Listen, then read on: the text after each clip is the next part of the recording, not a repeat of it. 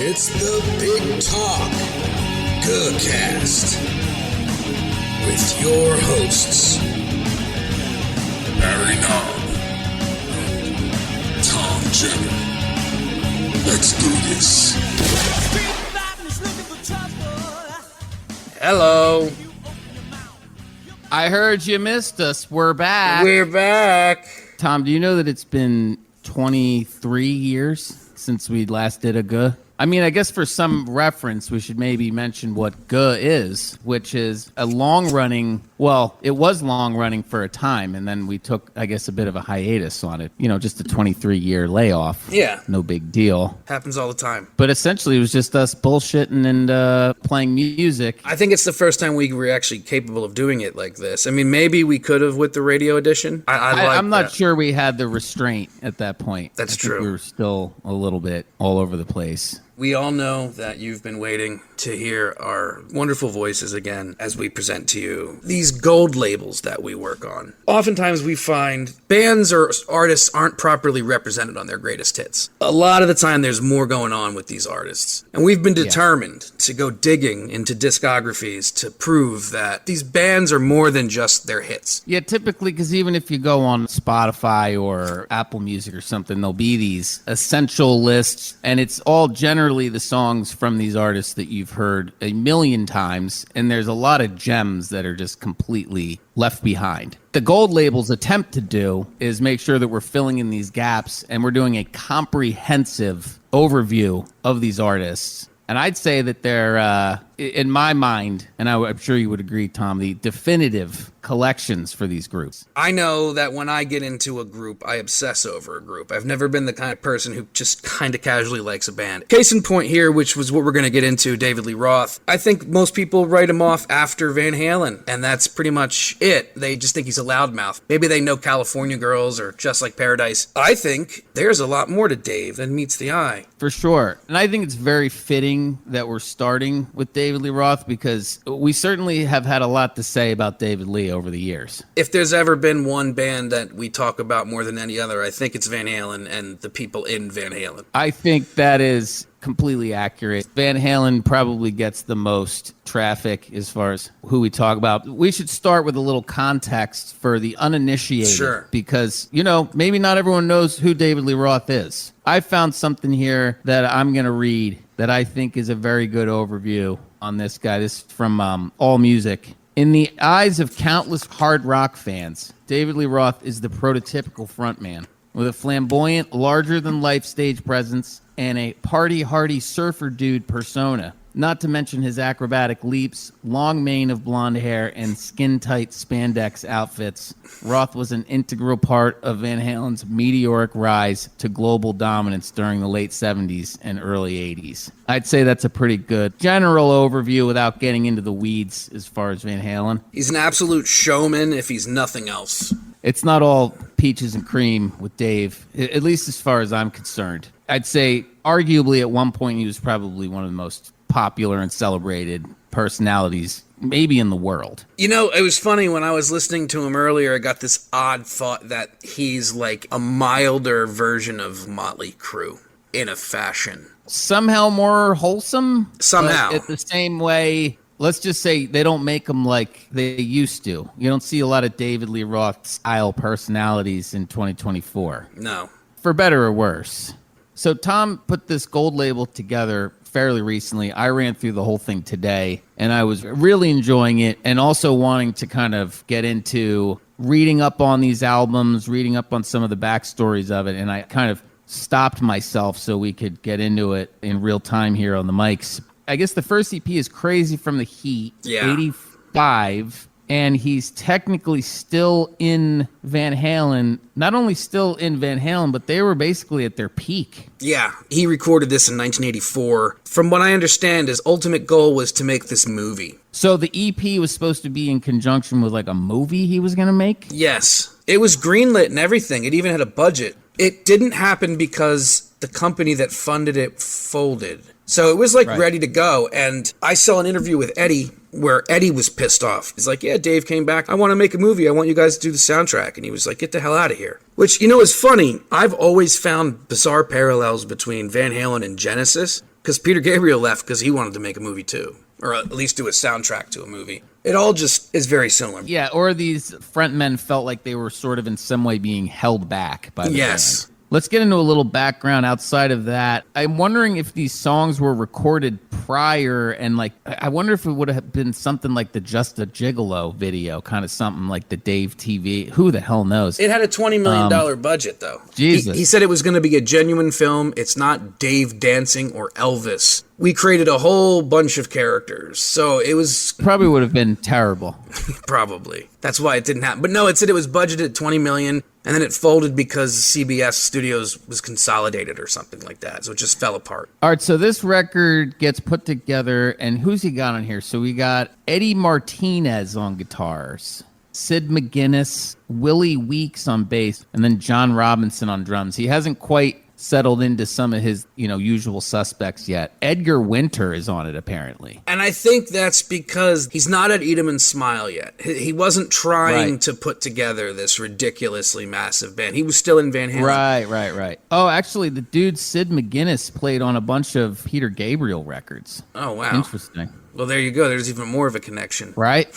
I'm telling you, man. So this guy, Willie Weeks, was no slouch either. Played with George Harrison on a bunch of shit. David Bowie, Rod Stewart, Randy Newman, Aretha Franklin, Stevie Wonder. Not exactly a lightweight. Did you include almost every track on here on the gold label? So yeah, it is the two main hits, Just a Gigolo and California Girls. Let's toss on a little bit of Just a Gigolo. This shit has been in my head all day long.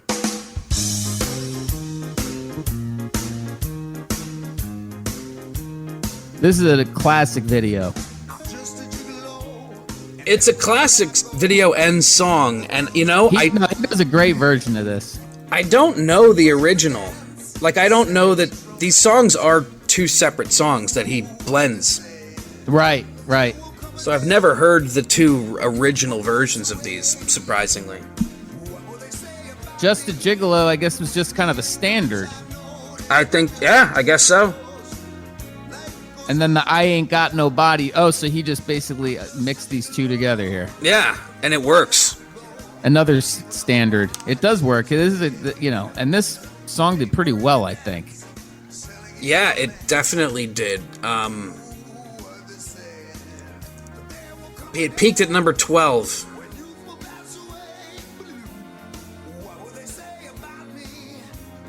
I don't know that this was in order, but now I'm looking at the singles from it, and it looks like California Girls was perhaps released first. Okay.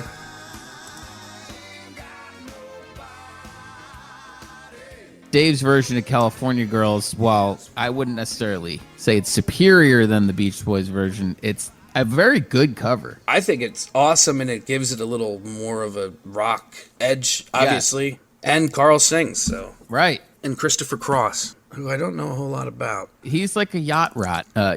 Yacht rot.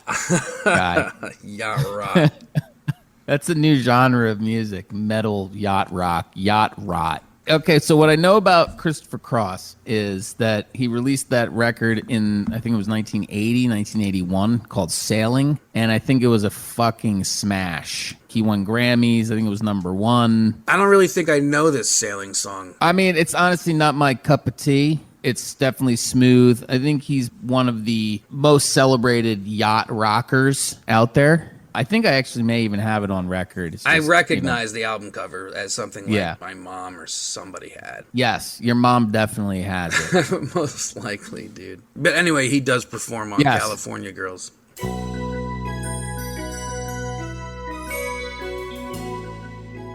It's something where I feel like the Beach Boys themselves would have liked it. Do you know the story behind this intro part? No, you tell me, man. So, Brian, apparently the first time he ever did acid, he sat behind the piano and started tinkering away, and he wrote this California Girls part, and I think he's been quoted as saying it's one of his favorite pieces of music he's ever written, the intro to California Girls. Just that little intro.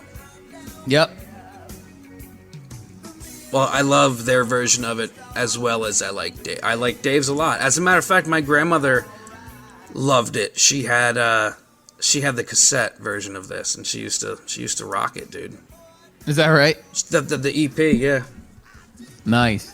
I'd come home from like hanging out with you, and she'd be cleaning the house listening to the EP, dude, singing. She couldn't sing worth a goddamn, but she would be singing it. Just a Gigolo and California Girls. I mean, dude, the video for this and just the Gigolo, I mean, we must have, growing up as an 80s kid, saw them hundreds of times. And it's funny because as a younger kid, I don't remember being like in love with either of them. I have to bring up Mötley Crüe again, that I was definitely more interested in them than Dave at the time. Perhaps this is a good time to mention that Dave goes off and does this EP. Was he still in the band technically when these singles were released and when the videos were done, or was he already out of Van Halen?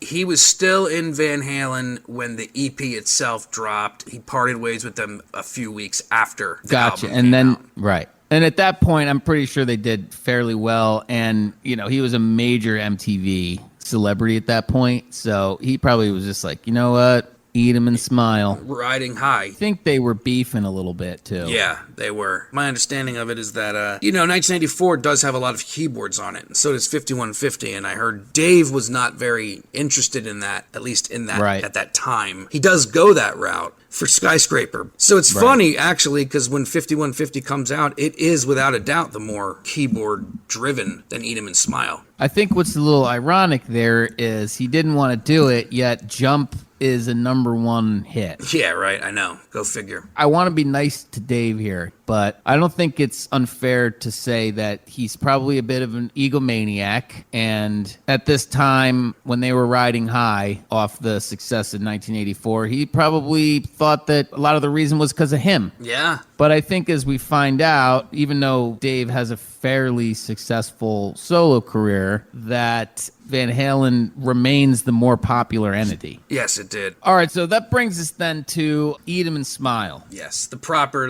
debut as a solo artist. That was just a little side project. So after Crazy from the Heat comes out, an EP of lounge standards that becomes a surprise hit, he assembles a new backing band. And now is when we get the heavy hitters. Yeah, this is when it all starts to really be a force. What do we get? So Billy Sheehan. Yep, so he was in Mr. Big after David Lee. Greg Bissonette on drums. We all know Steve Vai, who was on Zappa stuff, a few other things, and obviously just a virtuoso solo act in his own right. Steve Vai's a goddamn whiz. He's so smooth on the guitar, it makes me sick. So obviously you're more familiar with this stuff than I am. What do we got from Eat 'em and Smile on the gold label? Like 3/4 of the album, dude. It's got Yankee Rose, Shyboy, Goin Crazy, Tobacco Road, Big Trouble, and That's Life. So why don't we hear a few few of these? I think Yankee Rose is the one song that would still remain in his live shows, even though it's predominantly Van Halen. It looks like this was the first single from this record.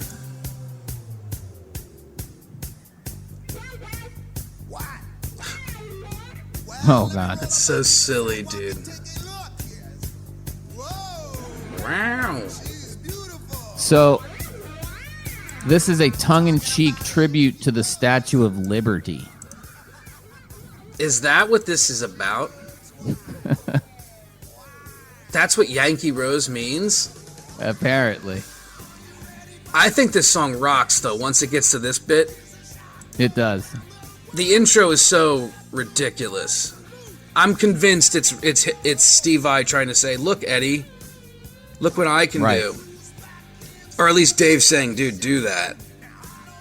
Well, clearly at this point, Dave is knowing that Van Halen has added Sammy. Yes. And he probably has, I wouldn't even say necessarily a chip on his shoulder. He's just like, well, I'm going to put together a band of murderers and I'm going to make the better album. I'm sure it was probably pretty easy for him to get people to, considering who he was. So, assembling a massive band probably came together pretty easily for him. And I think Eat 'em and Smile is an awesome rockin' record, man. So the next single after Yankee Rose was Goin Crazy. That's one of my favorite songs, too, by him, period. Yeah, I like this one a lot.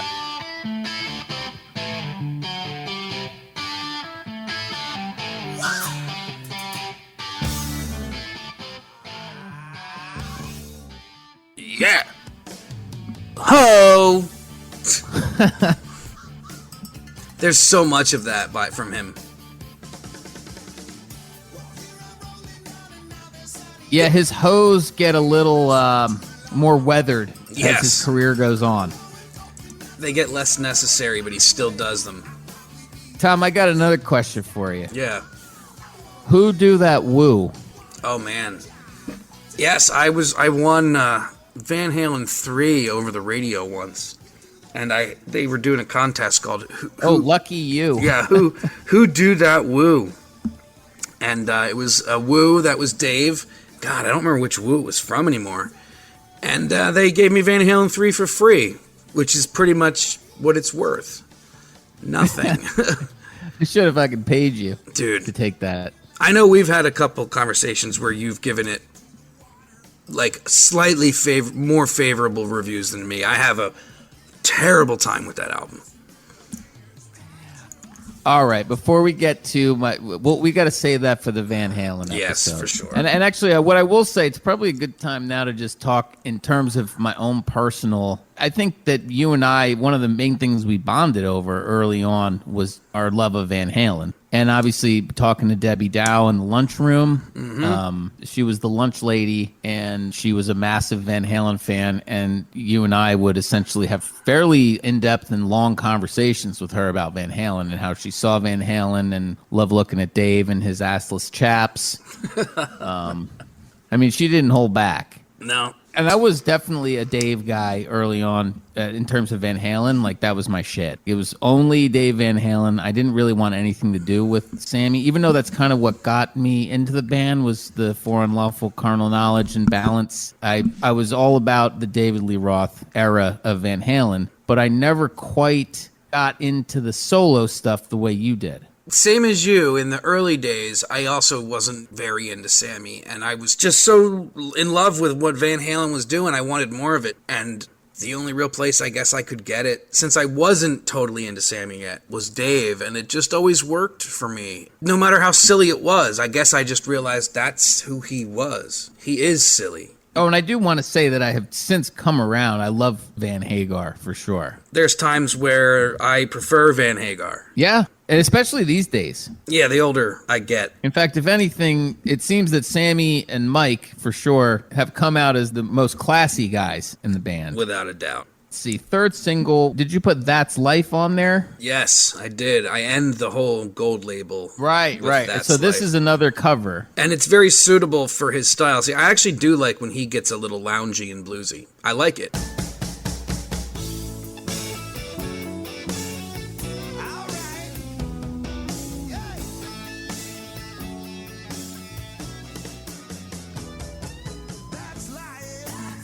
Oh, yes. We know this jam. I knew Frank Sinatra sang it. So Frank did it. He's the one who made it popular. You know what I find interesting about music, especially the older back you go, is how much... I'm sorry, I didn't mean to... Is how much of it was covers. Yeah. Like, the people who wrote these songs aren't, like, famous. Do you understand what I mean? Like, the songwriters themselves are just...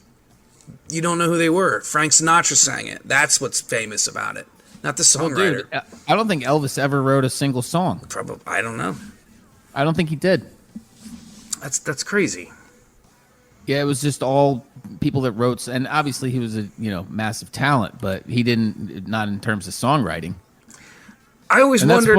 That's why the Beatles were such a big deal when they came out, because this was a self-contained band. These four guys came out here. They were writing their own shit, and no one was really telling them what to do.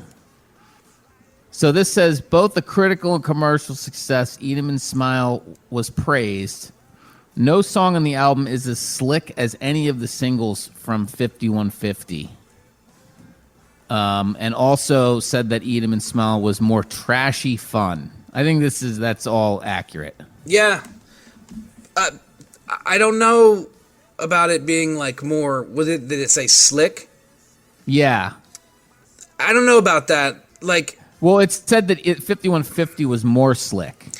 I think it's more produced than slick. I think they're both pretty 80s. They have that 80s production. I just think in terms of guitar playing, Steve Vai is slicker than Eddie Van Halen. I didn't say better than. Slicker than. Okay.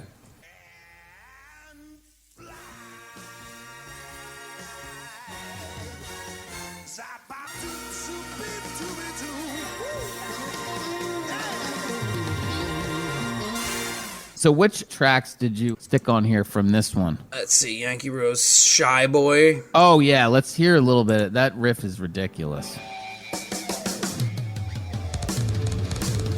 Yeah, Steve Vai's gnarly, dude.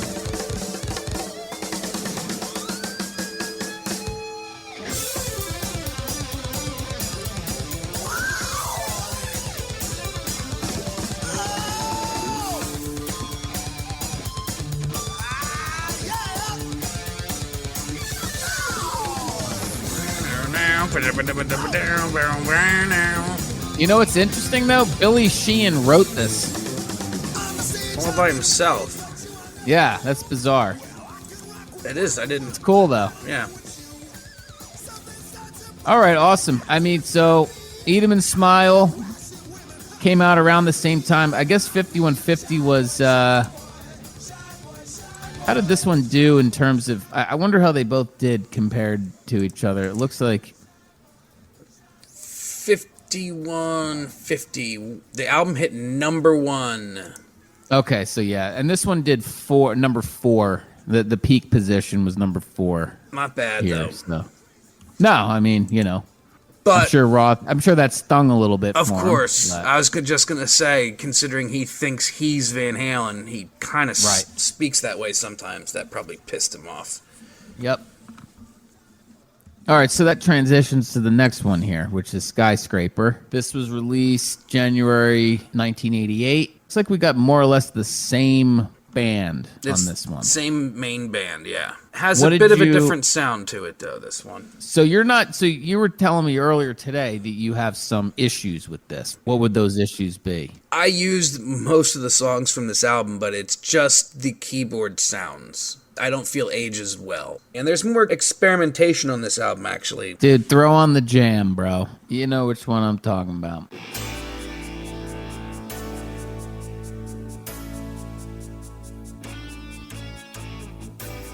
And the reason I say that I have a problem with the keys is only because of his statements about not wanting to use them in Van Halen. Right. So it's being a hypocrite. A bit. That's probably where it is, because I like all these songs a ton, dude. This song's awesome as hell. Are you kidding me? This song is great. This album does not seem to have been as well received. It's just... I think tonally it's different. Like, it's the slicker album. What'd they call the last one? Trashy Fun or something like that? This is way less trash. Way more pop. Many fans and critics were disappointed by Van Halen's post-Roth keyboard-heavy sound and expressed similar dissatisfaction with Skyscraper. See? Yep. But it's 1988, dude. What the hell are you expecting in 1988? Yeah, really. This must be just like living in paradise. And I don't want to go home. This just be just like living in paradise. Just like paradise. And I don't want to go home. Let me get it. What a song, So though. that was apparently going to be, it was asked to be used as the theme song for Beverly Hills 90210. The theme from Beverly Hills is pretty awesome itself, dude. Yes. Well, apparently his management rejected the idea without asking Dave, and so they used that instrumental jam, which actually is pretty sweet. The song rules, dude. It's not really modeled after this. In fact, if anything, I was going to say, if anything, it's better than. I wouldn't go that far. I need to hear it. Hold on. Dude, I used to be able to play this guitar solo. It must be just like living in paradise. Just like living in paradise. Oh, yeah. Paradise. I used to like this show, dude. I don't know about you. Did you? Yeah, no, I watched it for a little bit. The early days were cool, man. It's kind of like it was like the grown-up Saved by the Bell. I know it. And I love that show, Right? too. Yeah. I have a soft spot for both of those shows, actually. Not the deeper that 9-0 goes, though. I didn't stick with it. No, I think I checked. Once Tiffany Amber Thiessen came into the scene, I think that was it for me. I think I was out at that point. I feel like I stuck around just a touch after that, but yeah, pretty much when Brenda left, it was like, what the hell am I doing here? Right. And then Dylan was always like, didn't he like almost die? I feel like there's one episode where he like blows up in a car, dude. But he didn't, wasn't in the car. You tell us in the comments below if Dylan died in the car. And then he didn't die in the car. I'm telling you, because his dad was connected to the mafia or some shit in the show. Dylan McKay's family was into some dirty shit, and they blew his car up, and it was like a cliffhanger. But he didn't die. And then he ended. Was that outside the Peach Pit? It was outside of Dylan's house. It was his father's house. He like tells Kelly, "I gotta leave." And then, like, the car blows up. You know what's funny, though? That sounds vaguely familiar to me. And this guy on the very end, if you can see the picture of the cast here, he shoots himself. Don't you remember that episode, dude? Oh, Jesus. This guy on the very end here, I don't think so. He was best friends with Brian Austin Green. And there's an episode where he's fucking around with a gun, shoots himself, kills himself. Jesus. Yeah, dude, it was like one of those special episodes TV shows used to like to do. Did you ever rock Melrose Place? Hell yeah, in the very beginning I did. That was like the more adult version of Beverly Hills 90210, which is the adult version of Saved by the Bell. Yeah, Saved by the Bell when they went to college wasn't the adult version of Saved by the Bell, even though they went to college. You didn't stick with that Saved by the Bell reboot, did you? Oh, dude, I did not like it. I watched 2 episodes and I was like, I'm out of here. And I wanted to like it because Cobra Kai was kicking ass, and there was a 90210, ironically, a 9-0 reboot that I liked that was on at the moment. But nah, I didn't like what they did. They made Zach the governor. It was a parody of Saved by the Bell, but they were parodying it. I didn't like that. I take Saved by the Bell too seriously. I mean, they're not still doing it, are they? It took 2 seasons for them to go, this is garbage. Wow. Surprised it took them that long. I have every single fucking episode of this show on my goddamn Plex, but those episodes aren't going to be there because they're trash. That doesn't count. No, it doesn't count. And I'm usually all about continuity. Speaking of continuity, why are we talking about 90210? Because Just Like Paradise was going to be the theme song. And you know what? I don't think that would have worked. No, I think they made the right choice. It was probably better off. All right, so how many other... So you said about half this damn thing is on the gold label. Anything else you want to highlight here? Just Like Paradise, Bottom Line, Damn Good, Hot Dog and a Shake, Stand Up, and 2 Fools a Minute. I think the guitar line here in Damn Good is really cool. Yeah. And when I was listening to the lyrics, I wondered if he was talking about Van Halen.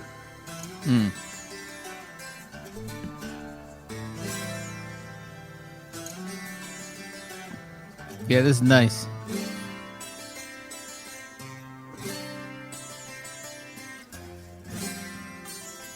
I wonder why the David Lee Roth band split. I'm not sure why Steve Vai and everybody else took off after this album. Drama. Maybe Dave Mustaine liked drama. Dude, I can't imagine that Dave's a very easy guy to be in a creative partnership with. No, I would imagine not. I wonder how he goes about writing. Hot Dog and a Shake is insanely silly. Yeah, it was funny when I was listening to the gold label earlier, I wasn't sure where some of these songs had originated. The most polished album of his discography is this one. So, like, anything that's sort of just a little more clean is probably coming from Skyscraper. Probably has more keys and a little bit cleaner A Lil Aint Enough tries to be a little bit more Van Halen-y, I find. Right. With the way Jason Becker writes and plays. Apparently, Dr. Funk PhD plays a bass synthesizer on this record. That's awesome. Dr. Funk PhD. I wonder who the hell that was.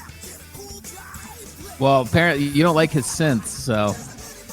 It was more a complaint about his remarks than me enjoying the album. Although I do want to do what we don't normally do.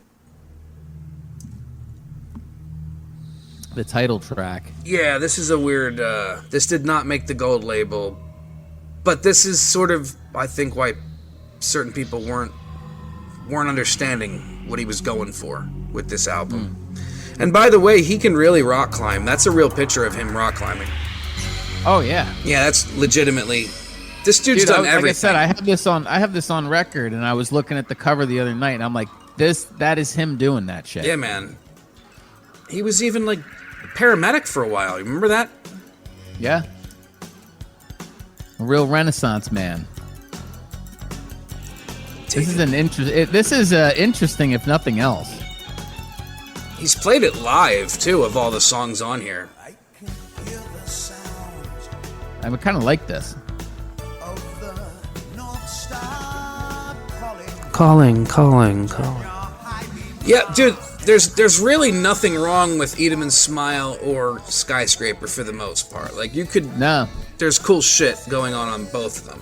Even songs I didn't use. I just find this song to be too strange.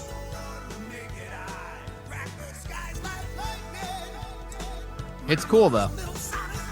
Hold on, wait for the chorus bit.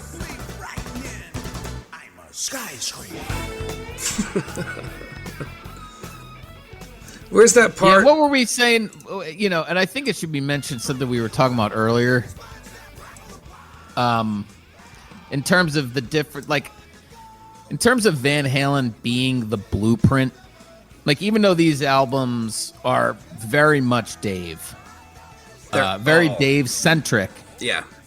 Van Halen is the blueprint, and as much as Steve Vai is a monster, he is, in a way, doing some Eddieisms here. There's no doubt about that. I think what's missing from some of the Dave stuff is that Eddie was really a songwriter at his core. Yes. And he always put the songs first. I'm not saying that there aren't well-written songs on these Dave albums. There are. It just seems like Eddie was a cut above in terms of his songwriting abilities. His hooks. And his hooks. Yeah. These guys that Dave got, like Vai, while he's a shredder, maybe there was a little more style over substance. Do you know what I mean? I do. And I think sometimes that was there to try to show up Eddie. Whether that was Dave's decision or even Steve Vai himself. I suppose Steve Vai probably was trying to say, hey, look what I can do. It's interesting, too, because, Sammy has Joe Satriani playing with him now on this new tour. And I don't know if you saw that clip recently on Stern where they were covering songs. And I think Stern asked him, like, what's, like, the hardest Eddie lick to do?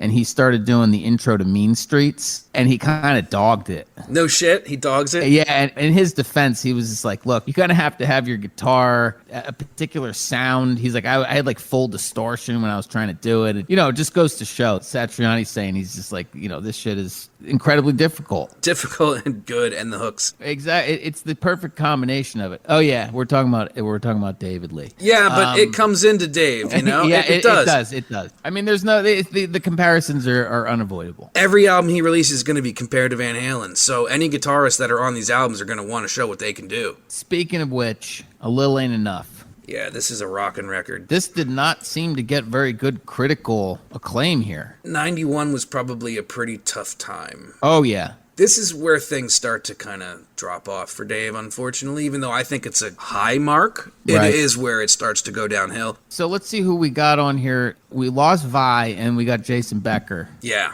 Who's obviously an absolute murderer. And then Greg Bissonette is still on drums. He's still there, and I guess his brother is now on bass. His brother, yeah, right. Looks like the bass player here. So that's cool. Bob Rock produced. That's interesting to learn that Bob Rock produced it, because it does have a nice, big Bob Rock sound. You know these hits, like A Little Ain't Enough, absolute. This song could wake me up in the morning in the best mood possible. This must have been produced right before he did the Black Album. I think that would probably be right. Let me see. He did Mötley Crüe. Yeah, he did Feel Good. He also did the self-titled one. Yeah, David Lee Roth, Metallica, and then Mötley Crüe. Wow. Dude, put that one fucking riff on Showtime.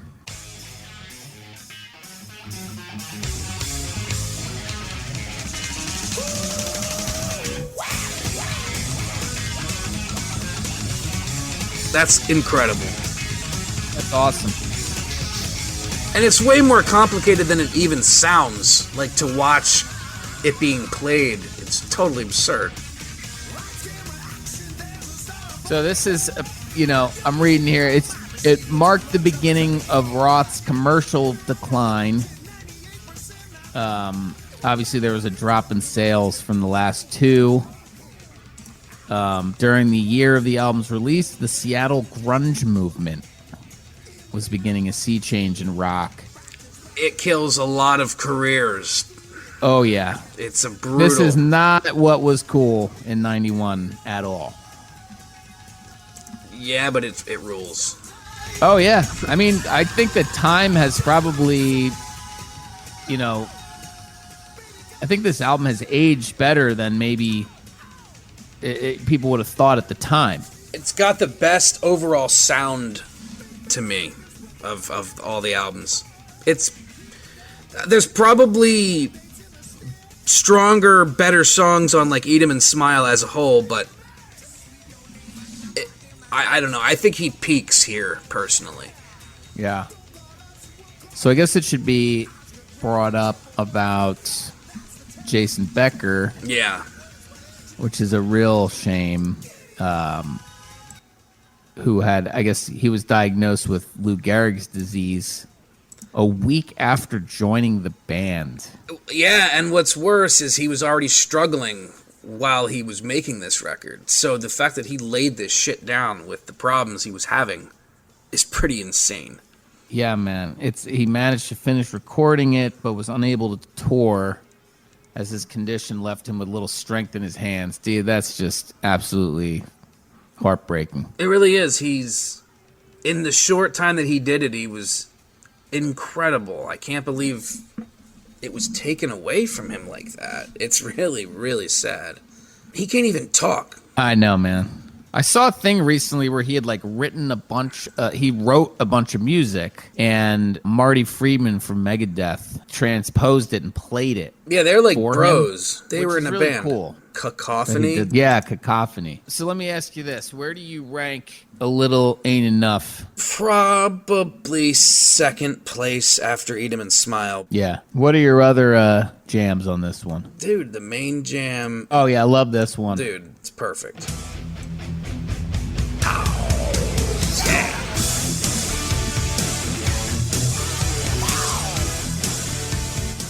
Like, if I could sum up Hot Tub Time Machine in one song, it's like this song. Even though that movie takes place in the 80s, this sounds like it should be in that movie. It sounds like it could be in the credits for some sort of Corey Haim movie. the two Coreys. Corey Haim had some good movies, dude. Don't get me started. Oh yeah. Both. That's another shame what happened to him. Seems like in show business, there's a lot of sad things that happen in show business. Well, I think Corey Feldman was trying to blow that whole thing up, but if we're gonna talk about that for a second, I'm willing to give Corey the benefit of the doubt, but I don't understand why he had to make a movie. He did this fundraiser. He's like, oh, I'm going to expose everybody and do all these things. But it was all about fundraising. If you're going to drop names, drop them. Yeah, just say it. Just get it over with. That's my only issue with it. Because for the most part, I kind of believe him. I kind of believe him. He's just a nut. Can't believe he's out there performing music. Yeah, it's been pretty embarrassing to see. He's an interesting guy. Being a child star has got to be hard. Yeah, for sure. Just the same as being a young David Lee Roth must have been difficult. No, he was like a problem child and shit. Like a young Roth was a pain in the ass. He said it himself. I thought you were meaning like a young, like early Van Halen David Lee Roth. That seemed like a pretty good place to be. Seattle grunge movement killed everything. Yeah, man. You listen to this record and you put it up against what was happening at the time, and it's just, you could tell why it kind of fizzled a little bit. Although it went number 1 in Finland. I love Finland. I do. Have you ever been to Wilderland? I have a bit of a weird obsession with Finland. I learned a little bit of Finnish, which I I remember that. I was just really into it. I thought the place was really interesting. Gonna move your family there? You know, I would never have the balls to do that. Your dad did it. Your family did it, but that was like for a job. Yeah, he took the whole family to New Zealand. That's freaking wild. And you were just it was pretty crazy. A kid. I was 5. And you were there till when? I think we moved back in late 86 at some point. Dude, I remember it. Do you? Yeah. I always wonder, and I'm sure you think the same thing with your sons when you look at them. You're like, I wonder how much of this stuff you're going to remember and you're going to hang on to in the future. And I think part of it is doing weird things and having weird experiences. I think those are the things that kind of stick with you. I mean, this is obviously not fucking rocket science here, but I can kind of pinpoint certain places where I was as a kid because I was in these fucking, some of these weird places, you know? Yeah, totally. I have odd memories like that too as a young kid, like going to a babysitter when you're 4. And it's just because it was an odd place. Yeah, exactly. I also remember 3 or 4, god damn, do you remember those little toys that you sat on and just spun you around? Yep. Do you know what I'm talking about? Dude, you want to hear a fucking weird thing? Yeah. I have a memory from when we first came back from New Zealand and I saw that toy in my house. And it's the first thing I remember doing when I got back was spinning around on that. Jumping on that thing and spinning it. Yep. But yeah, we do know that grunge killed what was left of hair metal type activities. I mean, even though it's no secret that you and I, you know, we enjoy a little bit of the glam. Yeah. The glam metal. And also like grunge as well. Well, yeah, but that's the thing. I think a lot of people like to draw a line and be like, Nirvana sucks. Or like, I like Nirvana and fucking Extreme and Warrant suck. And it's just like, you can like both. It's okay. I'll never understand why that has to be. There's good shit everywhere. Baby's so what on else fire. we got? What else we got from this record? That's this kicks off the gold label. This starts the whole thing, and it was definitely played on a previous Guh. Well, so it's funny because this morning when I put this on, and it was early, and I'm driving into work, and I'm just like, do I feel like hearing this? But all the while I'm like feeling that way, I'm recognizing the fact that this song rocks. Yeah. You know what I mean? It's just, am I in the mood for this sort of thing? And I think that's a kind of a bit of a metaphor for Dave in general. Yeah.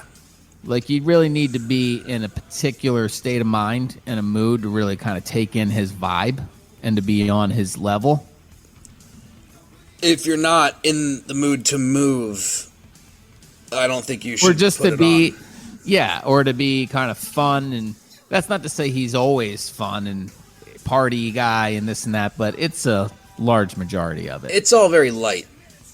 Yeah, like we were saying before, it's not challenging music to listen to. But it rocks. Unless you're not in the mood to hear it. I will have moments myself where he can be a little grating. Yes. But then there's times where it's the exact opposite of that, and it's hitting perfectly. I think he did fine. I think everybody benefited from it. You know, I really think absolutely the split was needed to happen. Before we move on to Your Filthy Little Mouth, which I'm actually pretty interested, because this is one I'm not familiar with. It has some really cool moments on it, but I don't know that it's his strongest record. It's different. So wait, how many tracks from the on the gold label from this one? This one's got She's My Machine, Big Train Experience, Hey You Never Know, and Nightlife. Throw one of them all on. I like Big Train a lot.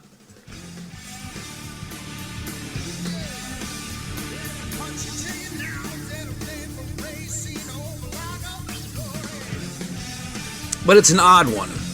Yeah. So who do we got on here? Any of the guys? No, this looks completely different. All new band here. Yeah, completely different band. We got Dave, we got Terry Gilgore, Steve Hunter, John Regan, and Tony Beard. Yeah. Sorry, guys, I don't know much about you. No, and some of them you can't even click on. Yep. To read about them. Nile Rodgers, though, was the producer. Most notably from, Chic. Yes. And he produced David Bowie and Madonna. A legend in his own right. Oh, yeah. Oh, yeah, this one's cool. I thought this was from this record. Oh, dude, this one didn't do well. No, this is 78 on, it peaked at 78. And this is probably why the band is lesser known people. His star is fading, unfortunately, by this point. Yeah, so if we want to know why he came back to Van Halen in 96, I think you need to look no further than this record. Not that it's bad. It's got some great stuff, but it didn't perform well. So from a career standpoint, it's probably best to try to do a reunion with Van Halen, which didn't work out. Which really hurt everybody. That does hurt everybody. His critical and commercial nadir, Your Filthy Little Mouth, did not conform to the expectations of rock music during 1994, nor to the public's perception of Roth. Stripped down arrangements that can be categorized as jazz fusion, dance, country, reggae, R&B, big band, rock, and blues. It is a little bit of all of that. Wow. Dude. What else we got on here? I like this jam. Oh, yeah, this one was cool. It sounds like it should be like in Kingpin or something. Like a cutscene where they're like driving somewhere. Yeah.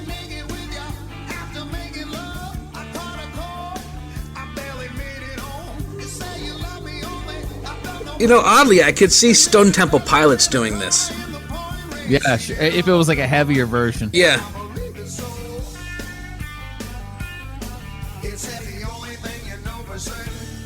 Never know. No, honestly, I mean, I liked everything that was on the gold label, so obviously there's got to be a few tracks on this record that I like. Like, I like both the ones you just played. She's My Machine is an absolute That was rocker. the one, yeah, that was on there.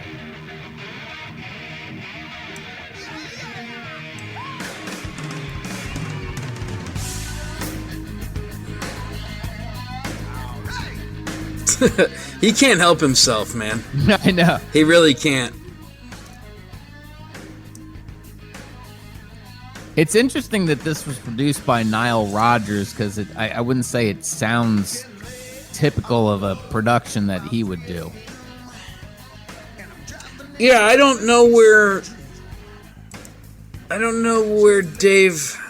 I mean, like, what was his angle? Like, what was he going for? He probably just didn't really even know what, he was maybe grasping at straws a little bit at this point. after Lil Aint Enough didn't do so well, and it's the mid-90s, Nirvana and Soundgarden. Right. I suppose maybe he tried to make an anti-album in a weird way. Like, I know I'm not grunge. Right. Honestly, though, if anything, this may have been the record that he's been waiting to make. He likes these diverse styles, and this record here obviously covers a lot of ground. It does. Maybe I've never actually given this album a proper listen. I enjoy it. Yeah. So where would you rank this one overall? Let's see.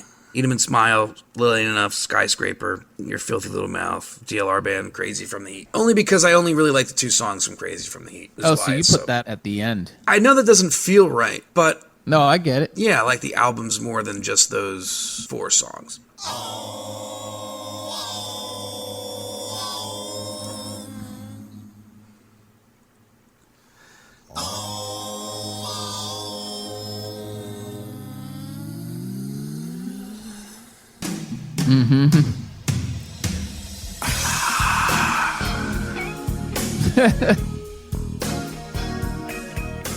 I think that's smooth, dude. I dig this that's jam. pretty cool. Half of what I know. From the worst teacher going.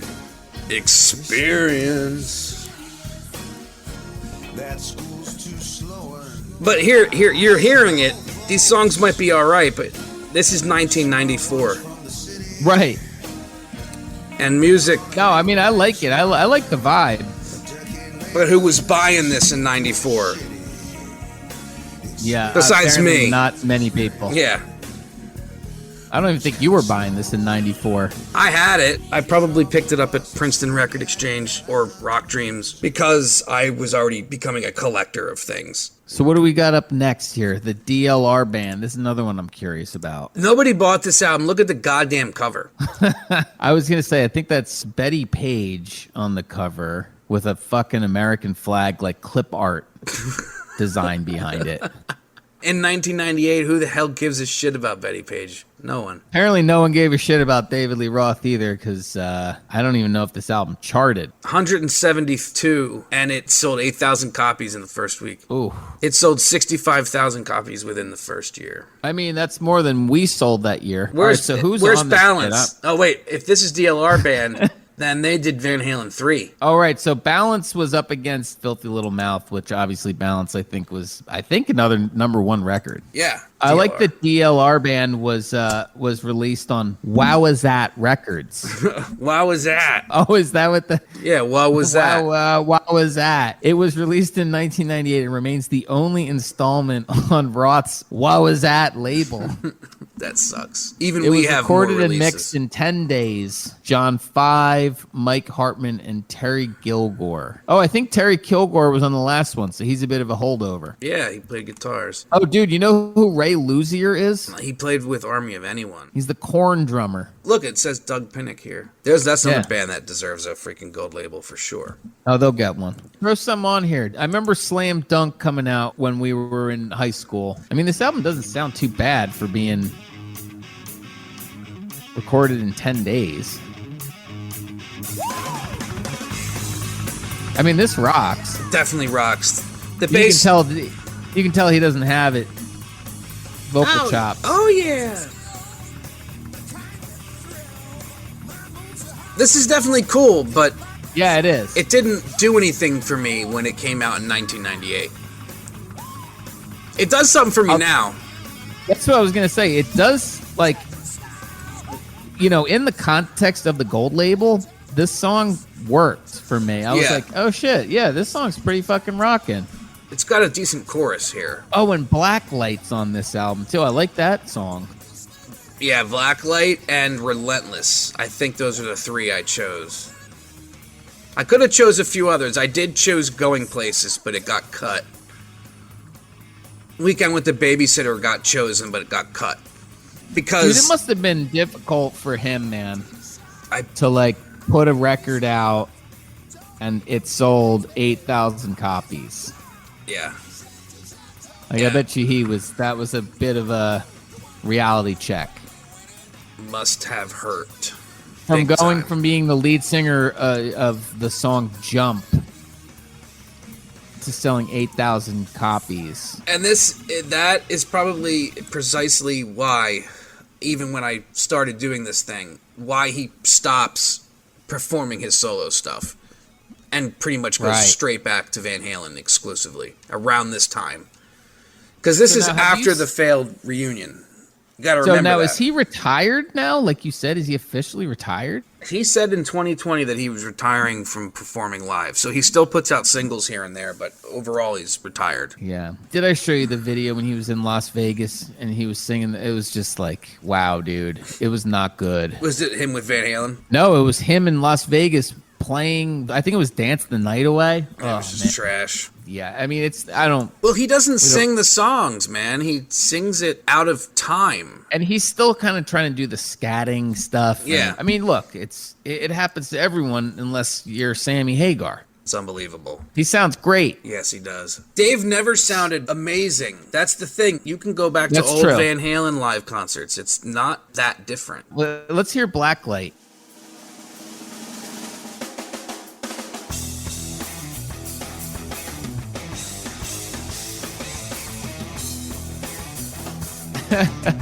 Oh, you know something I noticed about this song, though? What's that? Hold on, I'm gonna. Isn't there like a weird, almost like Rage Against the Machine part that happens in this thing? Yeah. Yes. It's like straight up. He does Rage. like a Tom Morello fucking solo. Yeah. That's great. He even does the like. Yeah. That could even be fucking Limp Bizkit. So they're bringing the new metal into it. And then a harmonica. It's very strange. It's not the brand of heaviness that was very popular in 1998. Yeah, so 98, what do we have? Korn. I mean, it's funny that Korn was a pretty fucking big band in 98, and the fucking drummer is playing for Dave at this point. I would have never guessed.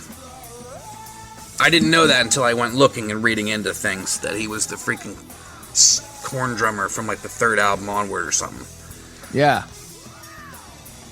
And then what else? You got your Limp Bizkits and Matchbox 20s. And it's interesting to see. You could really pinpoint the time when Dave more or less became culturally irrelevant. He doesn't admit it, though. It's pretty clear, like in interviews with Howard Stern and shit, that he doesn't admit that he fell. Although, no, he still thinks he's the man. But in this 90s period, he like was a freaking paramedic for a while. And then he tried taking over from Howard when Howard first went to Satellite. He had the David Lee Roth show. Was that around early 2000s? Yeah, when was that? 06. Yeah, I remember listening to like one or two episodes. It was a bit much. It only lasted from January to April, and it was canceled. I listened to it every day. I was working in Plainsboro, and I used to listen to it every day. I could see what he was trying to do, but it didn't quite work. He didn't really do interviews. It was just him talking and scatting, and there'd be like a dude playing some random jazz guitar licks behind him and stuff. It didn't quite work. It was all over the place.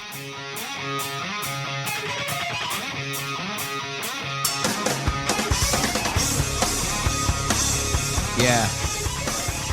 I mean, dude, I don't know. In a way, I kind of like this stuff a little better than your filthy little mouth. Yeah, it definitely rocks harder. It's more in the Van Halen, David Lee Roth spirit. I really like the guitar playing a lot. Yeah, John 5 rocks, dude. Yeah. That's kind of like the strongest aspect of all. Is this the first thing he did? I wonder. Yeah, that's a good question, actually. So it looks like when he was in David Lee Roth's solo band, he was John Lowry. And then he joined Marilyn Manson. And got the and John 5 became John 5. Right. John Lowry. Now he's in Mötley Crüe. Yeah. Comes full circle. And he played bass, too, on this album. As Bourbon Bob. I find the bass on this album a little basic. Right. Compared to who he had, Billy Sheehan, who was a maniac on the bass. Oh, yeah. But, yeah, the DLR band is a little underrated.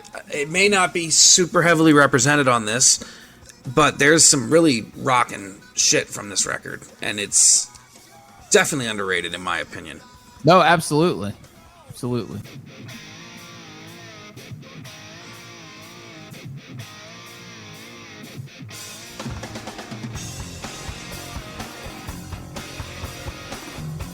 Yeah, I didn't use this one. No, but I didn't use it.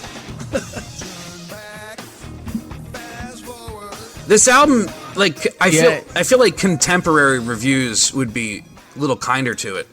Oh, for sure. Than they were. Although at the time. Got trashed when I'm looking at this here. Ooh. Yeah, it did this. I mean, it just didn't do well. It's the 90s, and this is David Lee Roth. Right.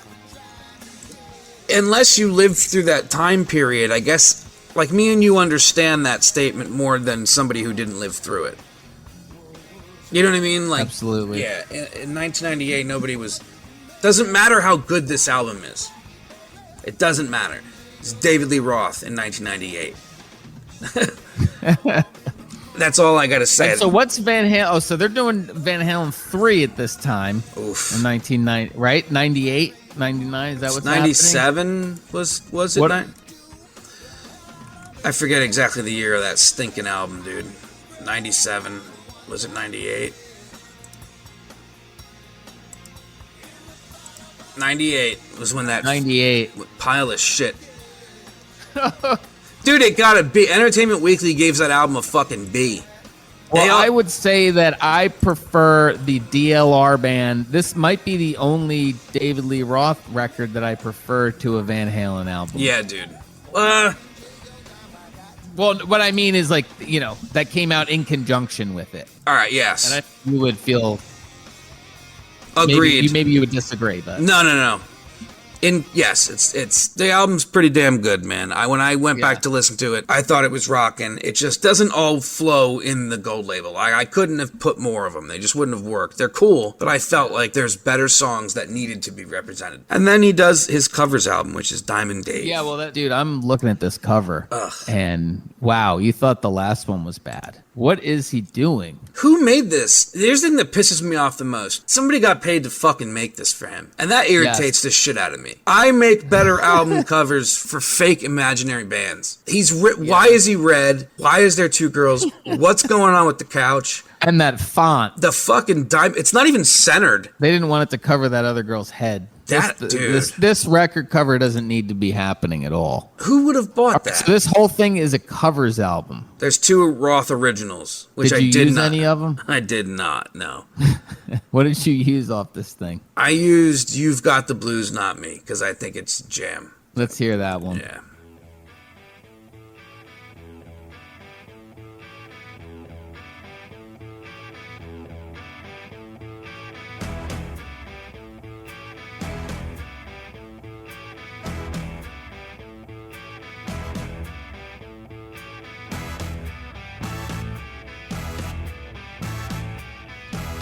I think it's a cool one. Yeah, I want to hear it kick in a little bit.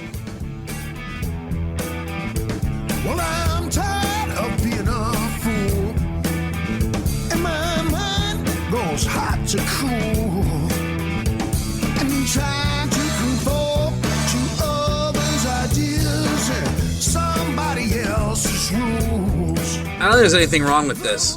No. It's all right. In fact, if anything, it's there's no mistake as to why you fucking opened the album with it. Yep. But yeah, I could see where doing this sort of thing and like covers and tired cover songs of like boomer tracks from the 60s, and it's just like, all right. It was over, dude. Yeah. And this was it, huh? This is pretty much where it all ends. He's released a few singles, but... Did you put anything on the gold label that... Oh, yeah, you did the... Was there anything after this album that came out on the gold label? There's one song that he put out called and I Somewhere Over this, the Rainbow Bar and Grill. This song's kind of good. I think it's really good. Yeah, I like this song. The first time I heard it, wasn't floored or anything, but since I've put on the gold label, and listened to it a few times, it's a really good one. Yeah, it is, and it fits in well with the gold label. Yeah. I think it's a nice little finisher, because this is the year he retires. Right. So, like, if this was it, which it's not... And it's got a good melody, you know? Yeah, this is the best song he's written in fucking years, man. Years, yeah.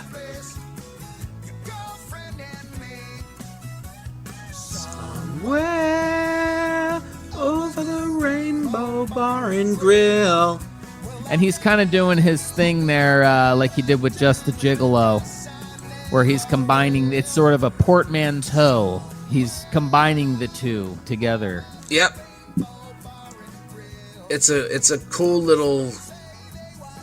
I think it's the best thing he's done, because he does a few songs after this. And you know what? Let's just do it. Well, we didn't even bring up the fact that he released a couple Van Halen covers recently, and they're now missing. Yeah, they're not even here. online. So some other songs that he's done since Somewhere Over the Rainbow Bar and Grill. Yeah.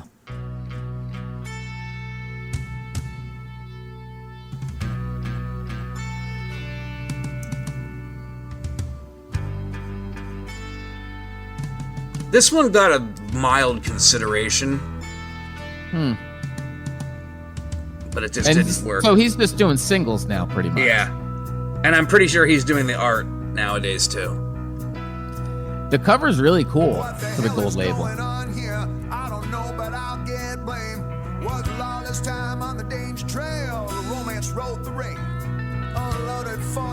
Dude, this is some of the best stuff that he's done, though, this recent stuff. Yeah. This is a cool one. Like I said, this one did get a mild consideration. Yeah, this is cool.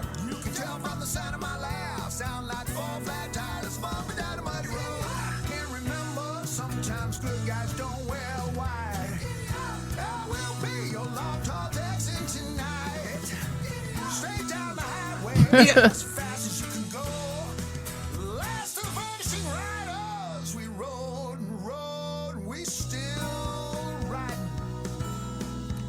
I mean, that one's okay. Yeah, it's not bad. I was vibing with it. Manda Bala. When did this come out? 5 months ago, dude. Oh, shit. Okay. So pretty much a brand new Dave song here. Yeah. This is the exclusive premiere on the Guhcast.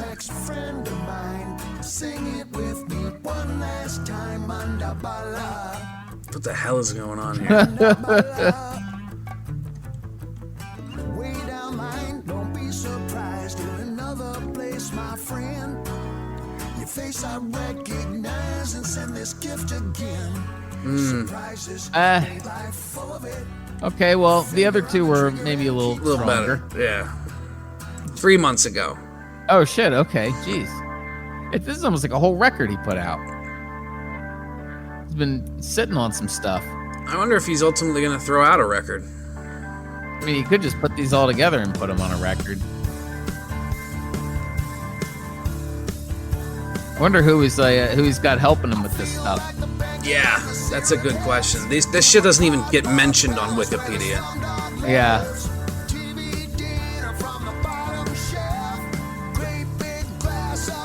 Wait, hold on. Maybe it does. Looks like it might be Danny Wagner. Dude, didn't he play with Warrant? Danny Wagner?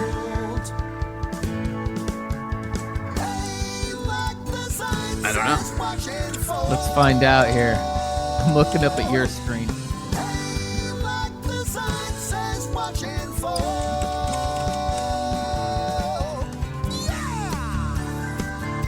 I don't know. I could be wrong, but I think he may have played on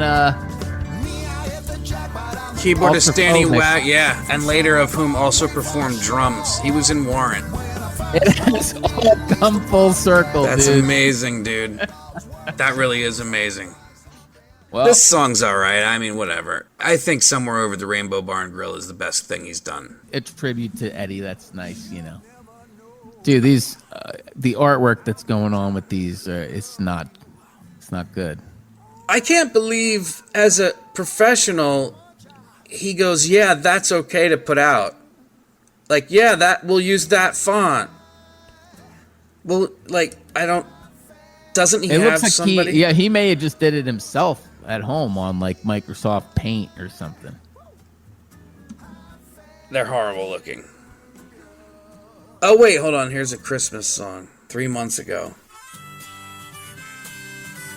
I'm already over it. Sounds like Chumbawamba. Yeah, no.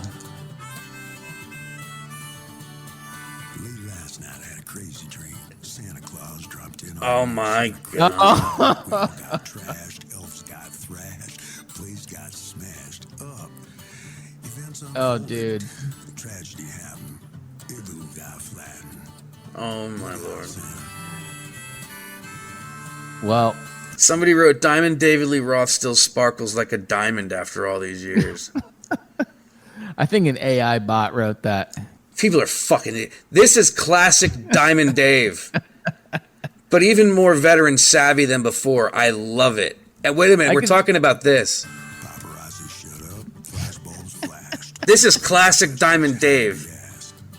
God bless you, David Lee Roth. She asked him, Instant holiday classic. I could see how an idiot would listen to this and be like, it sounds sort of like Ice Cream Man a little bit. vampire and his family moved next door. This gold label is supposed to praise David Lee Roth, but this can take a shit right there. Well, this is the worst thing that's been played. Without a doubt, That man. the other stuff wasn't so bad. No, that one song in particular was pretty okay. What the hell is this? Just Like Paradise remix. Is this Roth Lives? Oh, no. Oh, well. It might have just remixed the song. Is it going to be more dancey? Is there going to be a dance beat?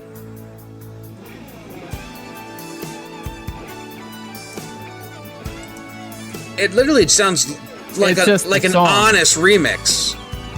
Yeah. Let's see if the singing's new. No.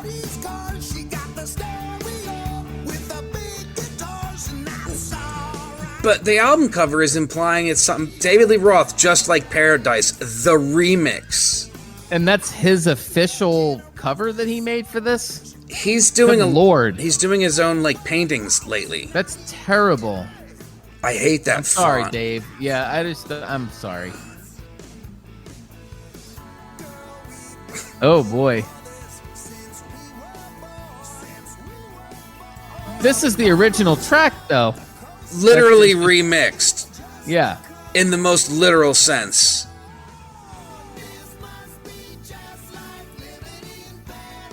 This is not an improvement. No, it's really not. Is it maybe a little bit? Less 80s, Yeah, perhaps, but but that's what gives it its charm in the yeah, first place. Agreed. I like the production on the first one. You Eat 'em and Smile. Okay, so let's wrap this thing up. Yeah, let's put a bow on it. What I will say is that I went into this morning kind of like not in the mind space to do a deep dive on Dave, but honestly, the gold label that you sequenced and put together, I think is a very good representation of David Lee Roth's career. And we didn't even quite touch absolutely everything. I want to acknowledge the artwork too. I think the art plays a little role in the enjoyment for me. Like, I know he made that, so therefore the art represents the music in a different When I sense. saw that before knowing that he painted it, I thought it was really cool. Yeah, and he calls it selfie. I almost feel like if you look close enough, you can see the face and like a hand painting the face. I almost call the album Selfie, but Oh, I see what you're saying. I there. think Goin Crazy is a better name. For sure. Dude, I enjoyed this David Lee Roth journey here. Obviously, Dave is always going to be a topic of discussion for you and I. Yes. And I will say that I probably look more favorably on these solo albums than I did before the Gold Label, which is another thing that Gold Label always manages to do. I feel like the sequencing really plays. It plays 2 No, hours it did. worth. It did a good Yeah. job. Dude, it went by quick. Very Because I was fast. like, I drove to work, played the first side, drove home, played the other. It was breezy. It's going to take its rightful place in the pantheon of other gold labels. Damn right. We have plenty to go through, and we'll get there. A plethora. Wang Chung Oh, was a dude, good Wang time. Chung, dude. Fuck yeah, we got to go through Wang Chung. So underrated. All right, brother. It would only be appropriate if we let Dave play us out. Let's do it.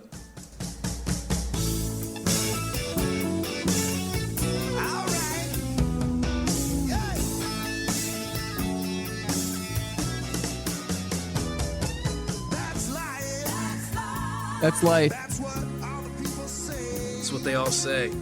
You're riding high on Monday. That's right, Sat Dave. down in May. Never gonna change my tune when I'm back on top in the month of June. I said that's life. Yeah, he's hitting it.